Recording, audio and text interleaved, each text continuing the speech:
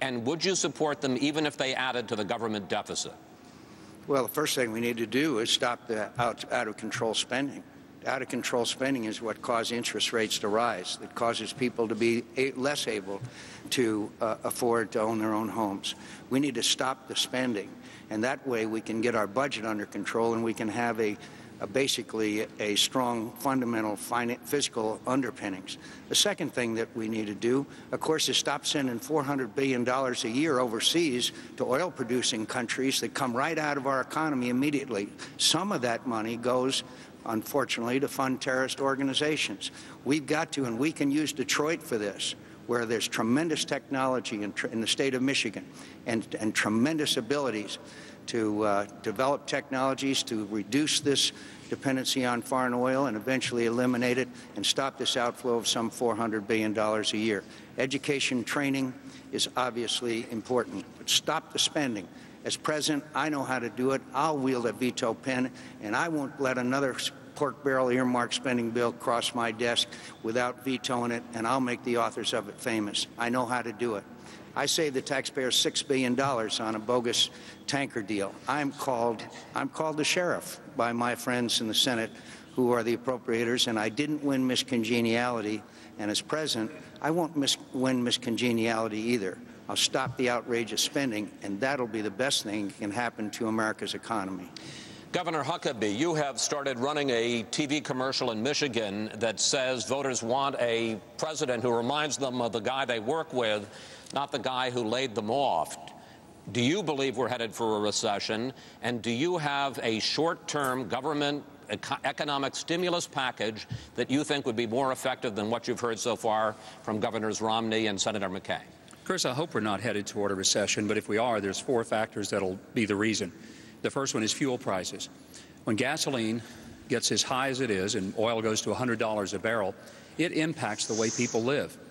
Now, it may not impact people at the top, but people who barely make it from paycheck to paycheck know that it doesn't just affect the fuel going to and from work.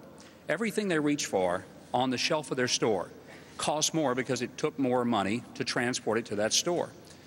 So that's the first thing we have to realize is with our dependency upon foreign oil, if we don't begin to reverse that and become energy independent, we well could continue this enslavement to foreign oil and ultimately wreck our economy. Second thing, subprime mortgages. 2 million people today in America risk losing their homes. Now, there's culpability on both the lender as well as a lot of borrowers who bought more home than they could. And I commend the president. I think he's handled this right without trying to rush in and do something with taxpayer money to fix this, but certainly to get the parties to make it work. 2 other things, health care cost, and the other is education cost. All those factors together, and a lot of people are working harder this year than they worked a year ago, and yet they're not getting ahead. Even if they make more money, they're not making enough money to make up.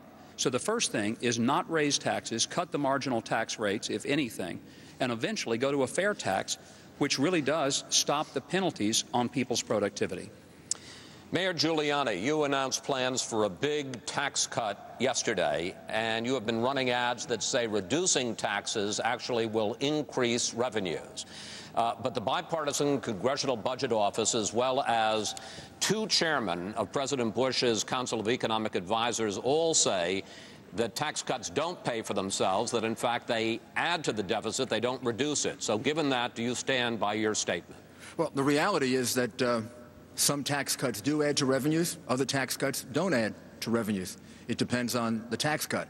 And tax cutting has been part of the Bush program, the Reagan program, the Kennedy program, and it always led to significant increase in economic activity. The Club for Growth looked at our plan, which is the biggest tax cut in history, and said that it would be a significant improvement in the economy, and it would add to growth in the economy. Now, let me give you an example. If you cut something like the corporate tax at 35%, you bring it down to 30%, you will get more revenues from that cut, because our corporate tax is the 2nd highest in the world. If you cut some other tax, you might not get those kinds of revenues.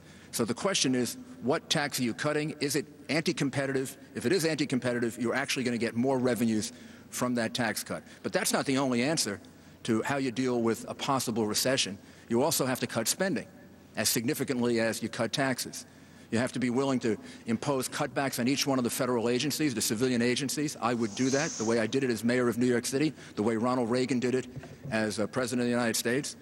You have to be willing to engage in regulatory reform so that we have a picture here in the United States where we're not regulating businesses out of the country. The main things you have to guard against are overtaxing, overspending, overregulating, and oversuing.